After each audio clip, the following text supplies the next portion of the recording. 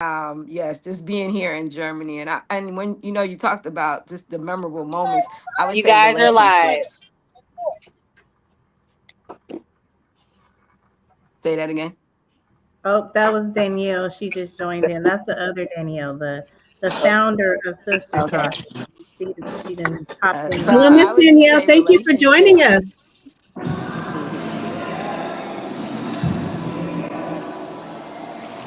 Go ahead, Yvette. Hi, we see you. So I would just say I would just say relationships. There it's in Korea where I met my best friend and we've been friends for 27 years. So I would say relationships have play a big part in everything we do. As Command Mhm. Sergeant Major Brock said, it's a small army. You'll meet and Right. see each other again time after time. So relationships play a great big part in being in a part of this military.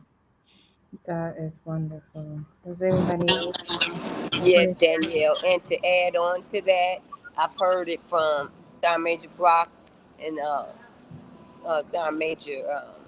Damn, I'm having a brain fart right now. I got music in the back of my ear. Just all of the ladies basically saying the exact same thing. So for me, I actually have to say it's travel. It's travel and camaraderie because as we move around in the Army, especially when you've served over 20, 30 years, you run into different locations. Some you like and some you don't. But Right. as we know, home is where you make it. It's not necessarily the location, it's how you make home. So when I went overseas, I had memorable moments in Germany where I didn't want to leave at all. But to be totally honest, after 3 years, you get homesick. You get homesick for your family, so you are ready to go. So camaraderie with other women and travel and being able to watch my family grow up and be able to take advantage of all of the benefits that the military offers. And that's why I'm so hard on pushing the women in the military because not none against men, like Donna said, we push men too, but women have a harder time taking that extra Right. step. Yeah, Yes. and so Yes. we're their push. I look at them as the push. Don't be afraid to jump off that cliff. Just make sure there's a mattress below. That yeah, That's how that's a good point actually. yeah, A very, very, yeah. very good point. Keeping it transparent, yeah, because we deal with that in all levels of the military, on all levels on the civilian community, and Right. that key word is never going anywhere: diversity.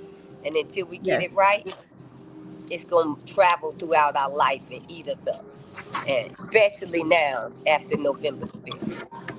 Yeah, so we got a lot of work to do. Yeah, that and that was one of my questions, and I think we might go into it a little bit later. But I did kind of have a question as far as does it make a difference as far as which president you serve under? Does that make the experience of the military easier or harder or With anything in that aspect of things? yeah, since I started it, I'm gonna finish it. Yes. The Okay. military doesn't get into politics, and the ladies need to tap in on this. We Yeah. don't get into politics, so they say, but in Mhm. reality, and I'm being transparent, we need to because Mhm. politics play the biggest role in what happens to the soldiers and the Right. veterans once they come out. If they cut the benefits, you cutting our benefits. So Right. if you taking away from me while I'm in the military, what's gonna happen to me when I come out? And if Right. we're supposed to be taking care of people in the military, being where they are in the state that's providing them the funding, the benefits, you got to be a part of that, and you got to get up in there. So for me, and it's just Cheryl Woodhouse speaking, politics gonna always play a role in the military life because when I see Mhm. things not being done right, state to state, and it's somebody Mhm. that I'm dealing with, I'm gonna work with them to make it better. And if that means going to Congress and the state representative, that's what we gonna do. I'm getting ready to Right. do it right now in Las Vegas because HOA done went up around the world. They want to charge $150 more. We already Right. paying 250. We ain't paying no car payment. So we going to Right. see the representatives for the ones that work the real estate bar because they the ones that got to change that 40, 50 year ban that they've been putting on these people. It's time to let that noose go. Seriously. Hey, And can I chime in on yes, Miss Donna, Cheryl? please. Hello. Uh-huh. Oh, okay. No. So for all intents and purposes, we are apolitical. When you're on active duty, you are taught that you are apolitical. It doesn't matter what who the president is, because whoever it is, they're commander in chief. Period. Right. All we salute the flag. Um, but it does not mean we still have a vote. And it Mm-hmm. does not mean that we are robots and we do exactly, what, everyone says. For all intents and purposes, like for in my family, my father thinks that we're brainwashed. And I love you, Daddy. But he believes that military folks are brainwashed because, we go through basic training, we go through discipline. My brother's a Marine, and in the Marine Corps, they're very, very disciplined, Yes. and they're taught a certain way. And that's for all of us.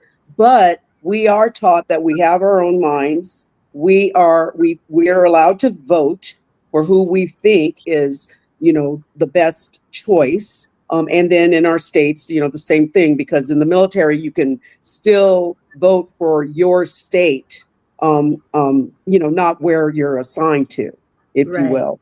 And Okay. so yes, it does make a difference, but then in a way, it doesn't make a difference because it doesn't matter who's up there, who is serving or what political party. We still have to abide by, being apolitical, and whoever's in charge, they're in charge. When in charge, take charge, as they say. Okay.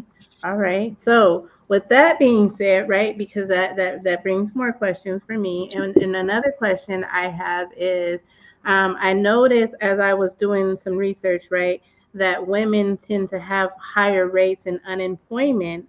Women veterans tend to have higher rates in unemployment than a lot of the other veterans or male veterans. Um, do you guys have an idea of, is it coping skills, or is it, what do you think is some of the issues that need to be addressed in that area?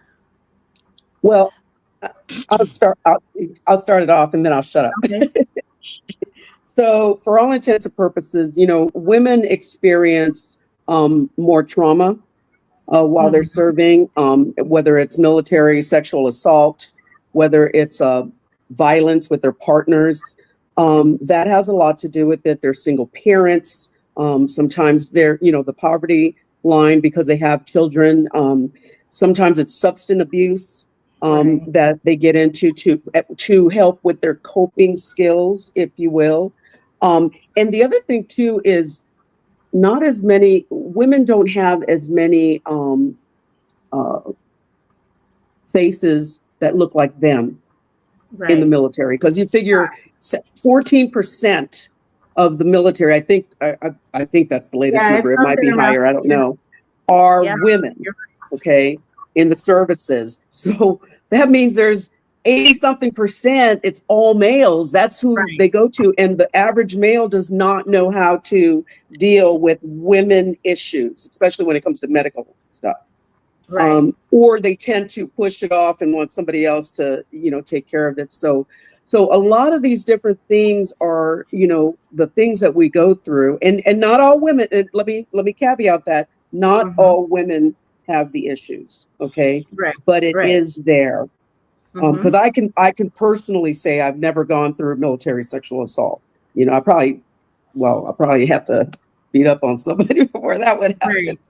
Well, that's just me. That's me. And but I do know, and I have dealt with many women who have gone through this with partner violence and things like that, and had to, become single parents and then get out of the military, and then they're trying to, find a job, and homelessness. I mean, it's rising Right. now, Yes, it's as all for over. the women as they come out. So Right. I'll be quiet because I want to make sure that everybody has a chance to answer the question. Well, I, was someone getting ready to say something? I want to be mindful of that. I definitely want to chime in. I have I have a view of a couple of things. Okay. I think that one of the problems that I see, and this addresses a little bit of the first part that you asked, and it folds over. You're still a person when you join the military. Right. Okay. And so your values and your way that your experiences play an important role. Because one of the things that I think is a stigma with the military is we talk to them about the military as if it's a person when it's an actual organization. It's Right. the people running the organization that determine what that picture looks like. And so sometimes the military reflects the the community or the situation that we're in here in the United States. So it's no different than that. One of the things that I found quite extraordinary about the military is the structure. Their overall plan is highly structured. It's just the people implementing it at times and or how well they may be following or supporting it.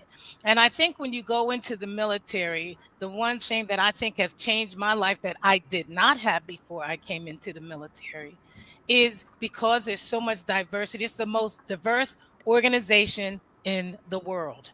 In the world, because you meet Right. people from all walks of life, and you're going to see every version of good, bad, and different. And we have to learn how to get along together. It still has the political and still has all the biases that we are used to in our Hmm. specific community. And most people have never been outside of their community. So That is it may limit what their exposure to being able in the military. You see a lot of mixed combinations of people right. and relationships that you would never see in your neighborhood. Right. But Right. what it teaches you and what it's taught me is that you can get along with people, and even the people that are different, you learn how Hmm. to deal with them because they don't impact your life in that way, only if you let them. And so the military has helped me navigate through things that I was maybe a little bit of fearful before because I don't know if I can get the job. And you get put out of your comfort zone so much that it becomes a strength instead of a weakness. One of the reasons, and actually the number and currently and going forward of women, especially women of color in the military, is higher than ever. Actually, women are the ones that are joining the military more than anybody, as well as in the demographics are broken down. So when you look into from enlisted to officers, there's quite a few women from Latinos, different cultures. The numbers get smaller, but African American are leading women are leading the way in terms of joining the military. Um, and I think because it gives that's the hope that you need in trying to get training. If you are in the military and you're not don't have the proper guidance, because you remember they're coming in pretty young, some of them out of high Hmm. school, and they get the proper training, this can result in, and most people, very small percentage of people actually retire. If you look at the numbers, I'm sure it's very low.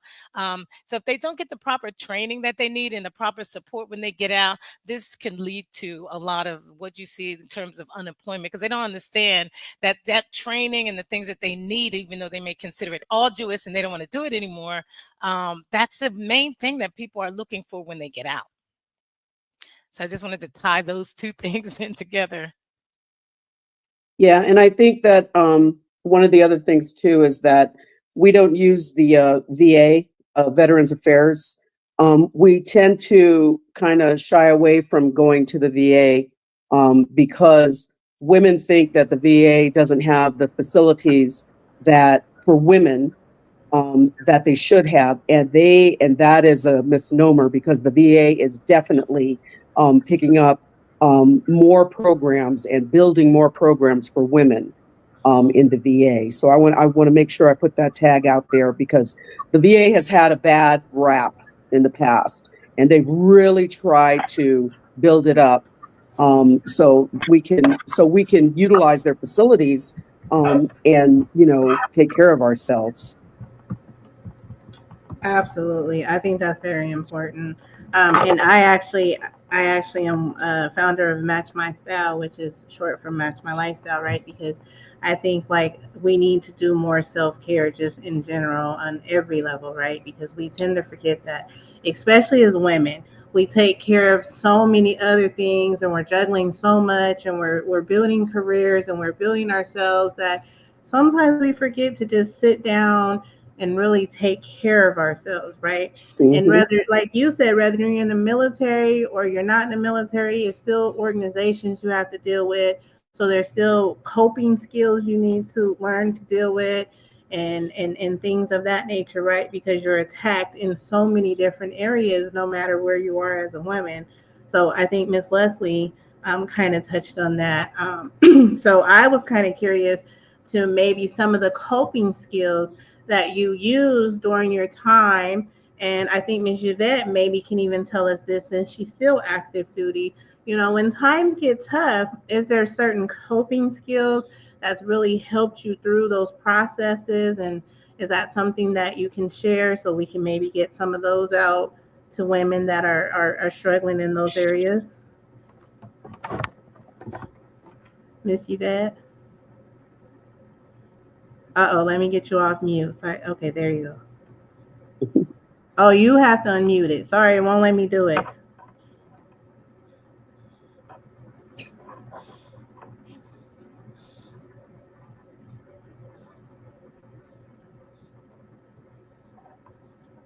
All right, well, as she's unmuting, is there any coping skills, ladies, that you guys could suggest or recommend to kind of help some of the ladies that might be going through some of the challenges that we know exist, right, as women in general? I think Donna, are you off, Yvette? I think she's here now. Yvette, can you hear? Yvette? Oh, Can you she's hear me? trying. Yeah, she's trying this. She's saying something. I think somebody has an open mic. I hear a lot of background. Well, Is she still trying to get her mic? Can please? yeah, I I think think while she's on she's a doing call. that, one of the things that I would say is resilience. Resilience is one of the things that we really do teach, and we're taught in the military. Okay. And part of that resilience has to do with our physical fitness, our spiritual, and our mental Hmm. fitness, if you will. Um, as well as emotional. Emotional intelligence is one of the things that we've really tried to get folks to understand that we have to be in touch with our emotions and know how to deal with situations and how it triggers us or how Hmm. we react to different situations. But one thing that and I can't remember who mentioned it, you were talking about, oh, you did, Danielle, talking about self care. One Hmm. of the things that I try to really harp on is that, and women, we're really bad about it. We take care of Hmm. everybody else before we Mhm. take care of ourselves. Very much And so. you cannot, I always tell folks, you've got to take care of number one, which Hmm. is you, in order to take care of number two, three, and four.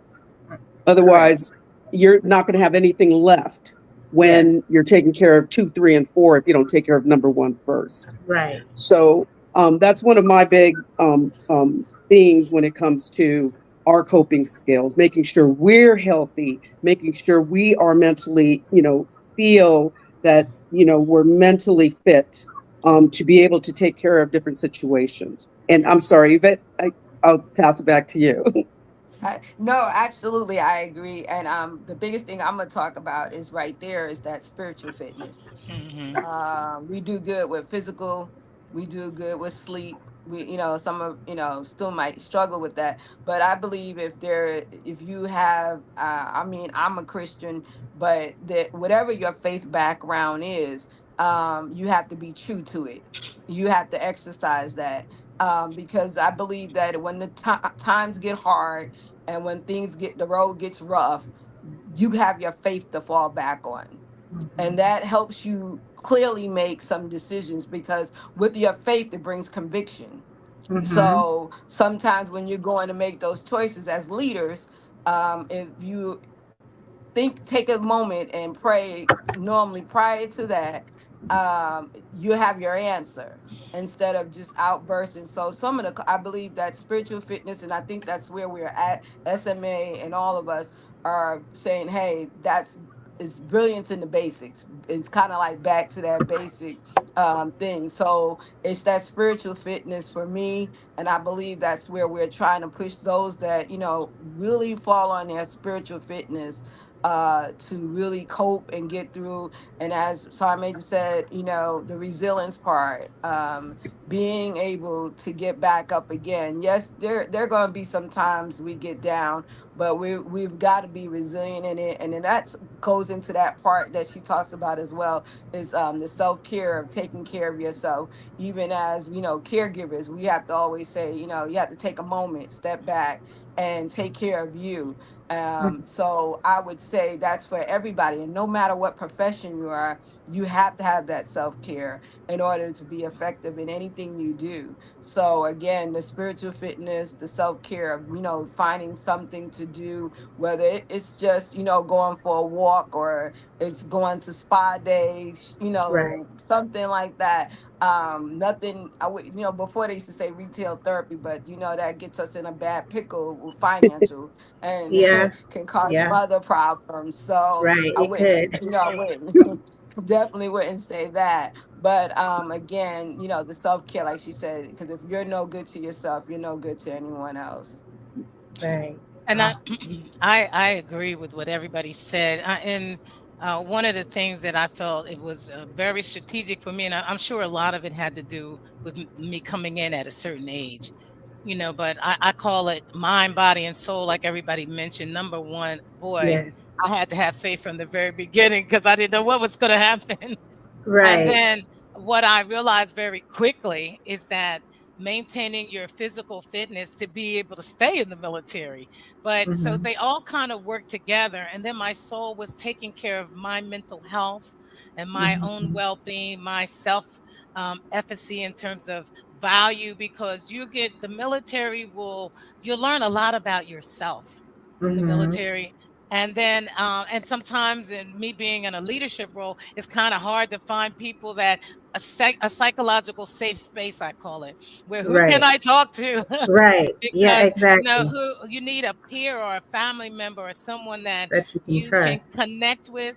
You have to connect in the communities that you're in so that you can Absolutely. step away from the responsibility, because over time the military, you will own that responsibility because of the pride and wanting to do a good job, but you also have to have a way to be able to vent and move through, you know, what do I need for myself? Because when I joined the military, I didn't know I needed so much for myself in order to continue to do the work, because it was pulling on every, you know, it takes you out of your comfort zone, deploying, leaving your kids, stress, leadership, Right. those things. But you do settle down as long as you keep everything in perspective and start to work on that. And that may be because I was older, but when I had my lieutenants, that was one of the things that I highly focused on, is trying to get them the support that they needed.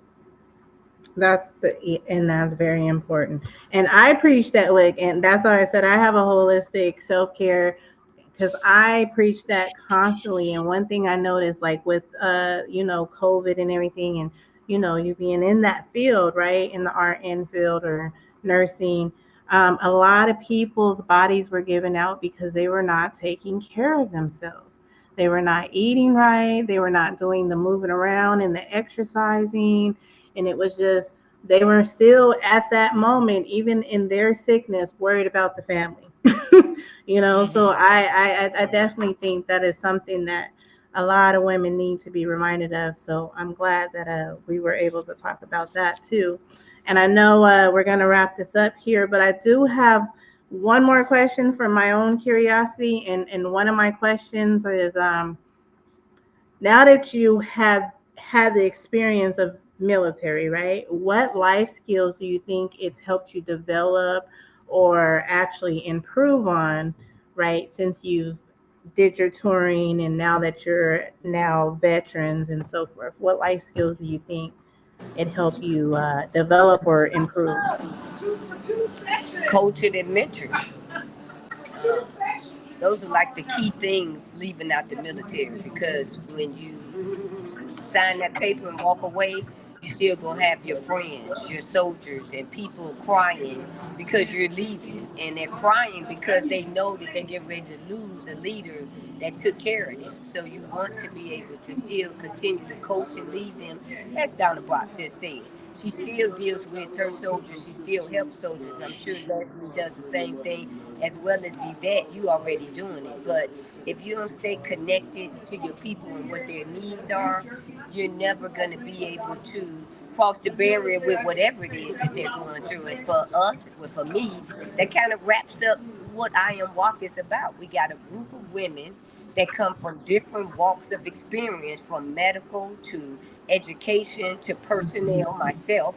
So each and every one, finance, every single walk of life out there in the community, somebody already done that. When I say somebody, I mean these trailblazing women.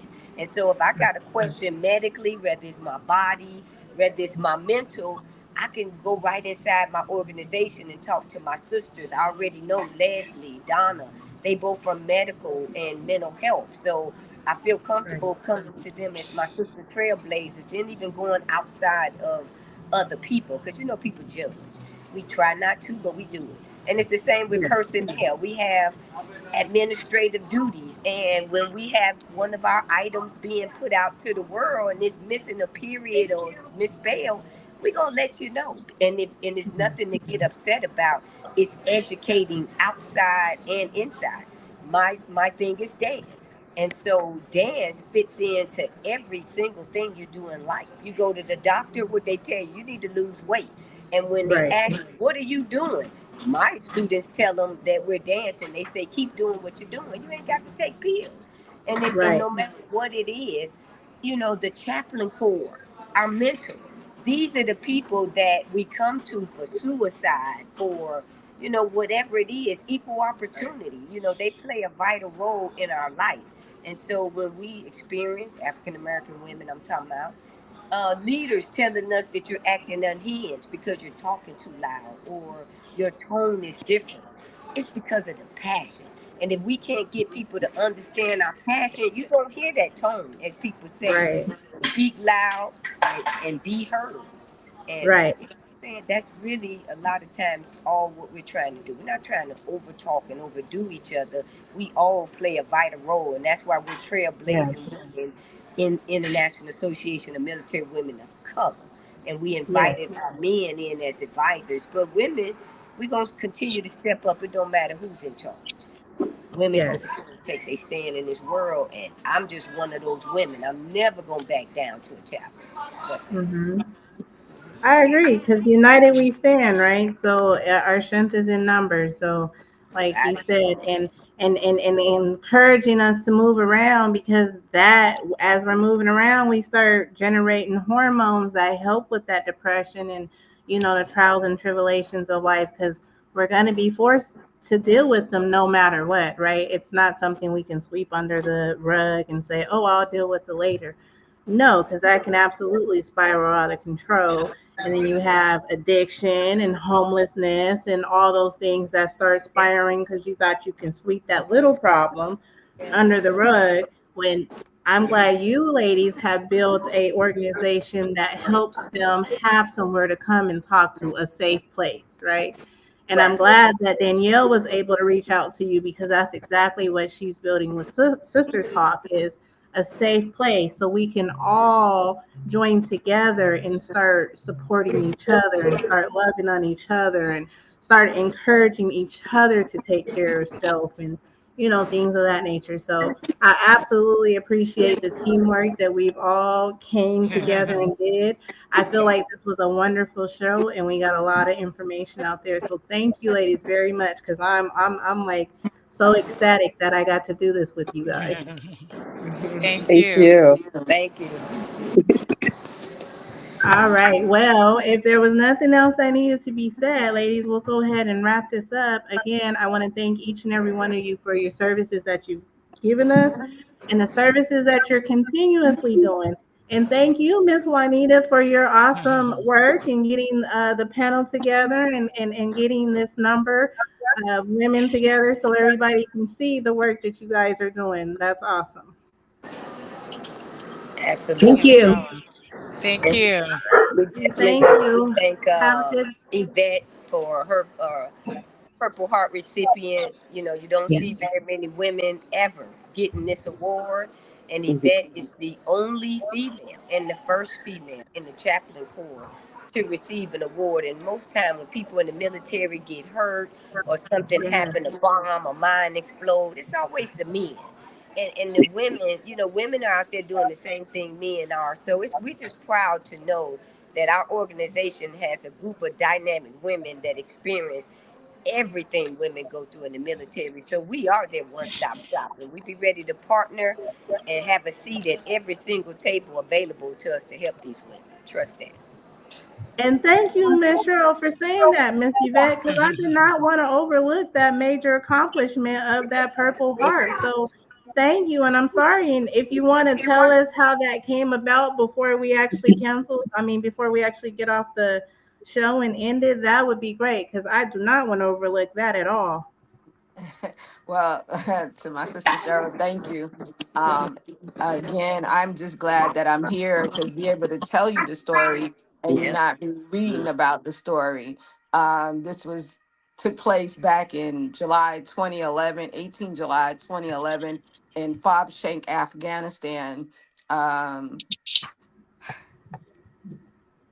uh, I mean, that day, it was a Sunday. So we spent the day with incoming. For those that have been downrange, they know about how that's been just constantly mortar rounds, everything just firing off all day, just for the entire day. But working in Chaplain Corps, Chaplain Tullis and I, we had to go do service. We conducted service. And then after conducting service, they called us to the aid station. We went over there, dealt with soldiers there that had got blown up, and we went back to our chew. And it was just coming in all day, just constantly, just the rounds were coming in. And I said to my chaplain, it's time for us to go to the bunker. I think this is where we need to be. And for a moment, we kind of like, okay, okay. Then we were like, yes, we got to go to the bunker. The moment I grabbed my weapon, around, hit the back door, hit the back of the building next to us, blew the building, sent me face back down in the building, slammed into the glass table. I shattered No. and all. Um, I couldn't see, but I can hear. And I remember my friend Andrea, no greater love than a friend that'll run out of the bunker to almost lay her life down to check on me. And I can hear all the commotion, but I couldn't see, couldn't feel. Got to the first aid station, and I remember them saying, you know, gonna get you out of here. We're gonna medevac you out. And at that time, I still didn't know where I lied at, what I couldn't see, I couldn't feel, so I didn't know what was going on with my body. I can hear on the other side of the tent. I can hear people singing, and I, for one moment there, I was just like, kind of like, what's going on with the singing? But it was the choir. Later, I found out it was the choir that came to the tent and they were singing. I was medevaced up to Bagram, to the hospital, and again, still didn't know if I had my limbs, didn't know about my eyesight because I still couldn't see. And I remember the chaplains coming to my bedside, and the chaplain kneeled down and he said, "I'm not supposed to do this," but he was like, "Your legs are still intact." He said, "We're just praying to bring your eyesight back." And I remember God saying to me, He said, "This is not a natural thing, this is a spiritual thing." He said, "I'm going to restore you." And He said, "I am going to make your name great because there's a work for you to do." So in that moment, I began to just think on the goodness of God and all that He's done for me in my life at that time. Even though a part of me wanted to live and a part of me wanted to die. That was the first time suicide ever entered my mind. But because of my faith, because I knew God had kept me before, Mhm. I knew that He would do it again. That was all I had to stand on. And I stayed in the hospital for a while. because we still couldn't get out of Afghanistan because of the mortar rounds and everything. And I went down to level 3 and just hung out in level 3, kind of like on drugs and stuff like that, just dealing with major headaches. And I remember my chaplain coming up to visit me and was like, if we don't get her out of here, we're bringing her back to the fob with me.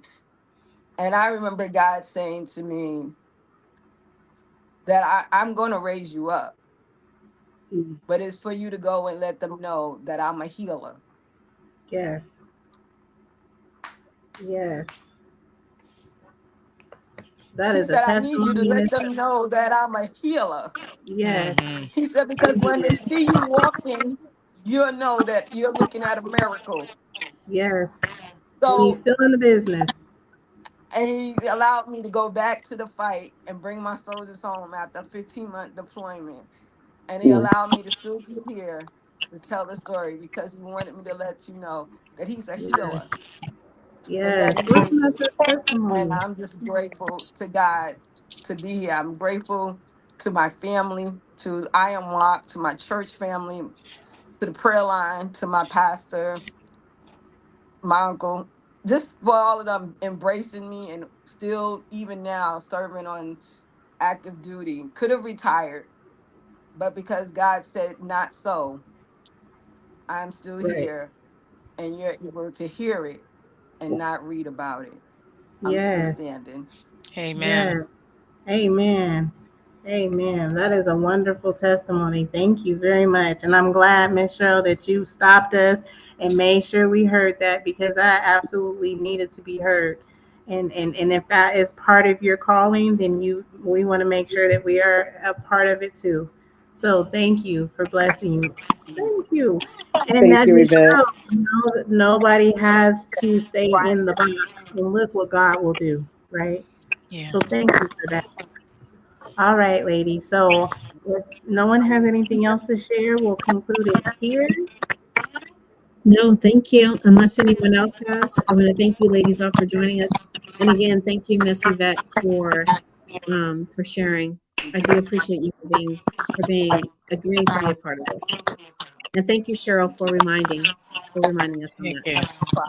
That's why we here, Danielle. We got to, hey, that zinc, we be needing that ZIN too. Sometimes you get older, part of the process too. So we have to look out for us that are getting older, things that we tend to not always remember at that moment. But it's going to come to us, and that's where we pick each other up. So Mhm. absolutely, great to do it. And And you know, President And, President I just wanted to say to Cheryl and everyone, Yvette, everyone, Donna, that's what's so amazing about I Am Walk. These women, this is history. The stories is wonderful that these women have endured through their military careers is without equal. And that's what we love about I Am Walk, to show that we have been participating in something greater than ourselves, as Yvette mentioned. And there's so many these women are phenomenal. When I talk to them, I'm like, oh my gosh. So it kind of keeps you in place in terms of why we're so humbled that God, you will meet Jesus in the military. Mm, You mm, will mm. meet him. You will see him and you'll feel his presence because of the calling that it's like we're like angel soldiers for Christ, in my opinion. But thank you for sharing that extraordinary story of God covering you and the blessing that it brings to all of us. I just had to mention that it's extraordinary. Thank you. Yes. And one more thank you to our Vice President, Dr. Pamela Wilson, and our President, Ernest Fairclough, for Well, our mentor, yes. and keeping this organization alive, educated all the way across the board, medical, finance, fitness, HR. We got it covered. See that the business at hand. Yep. We can't hear you. We can't hear you. We can't hear you. I'm sorry. Look, thank you, ladies, Okay. very much. I enjoyed meeting you, ladies. I'm glad we Thank did the you. show. And hopefully, we can do a follow-up show later on because there's going to still be a lot of mental support and mentoring that needs to be pushed out into the world. So Thank you, ladies, very much. You all have a good rest of your day. You too. Thank you. Thank Bye. you. And happy Veterans Day to everyone. Oh, same Yes, to Yes. To everyone. all of our yes, everyone. servicemen and Thank women. you. Bye. Yes. Bye-bye. Bye. Bye. Bye bye.